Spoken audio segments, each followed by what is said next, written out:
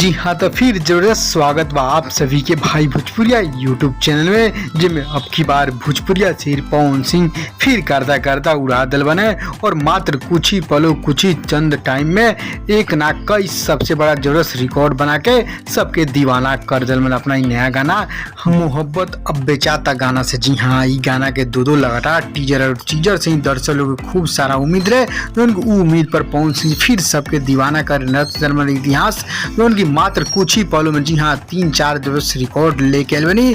उनकी बात कर जाओ, आधा घंटा में कितना व्यूज पॉलस और 1 घंटा में कितना व्यूज पॉलस और अब 2 घंटा भी पूरा हो गया और 2 घंटा में तो इतिहास ही पहुंचेगी। फिर इनके जयकारा हो रहा बा सिर्फ भोजपुरी ना, पूरा बॉलीवुड के फैंसों तक, बंगाली साउथ के फैंसों के बीच वायरल हो गया भाई गाना और खूब लगातार कई व्यूज पा रहा बा। जी हाँ, लाइक कमेंट्स के भी जबरदस्त व्यूज बा। ये तो सारा कुछ आपसे बताएं, वीडियो थोड़ा लंबा हुई, पूरा वीडियो अंत तक देखी। उससे पहले एक और रिक्वेस्ट करें आप सभी के, यदि आप भाई भोजपुरिया यूट्यूब चैनल पर नया बानी तो जुड़े जरूर, सब्सक्राइब करके घंटी ऑन कर दें ताकि यही तरह के सभी लेटेस्ट न्यूज, बड़ी खबर, लाइव वीडियो सब कुछ सबसे पहले पाएं, कोई न्यूज मिस ना हो। जी हाँ, तो मोहब्बत अब ज्यादा पवन सिंह ये अंदाज सबके दीवाना कर दिल बा। सब दर्शक फैंस लोग वाह वाह करते रहे, सारा मीटिंग के दे रहे लगातार बधाई सभी लोग।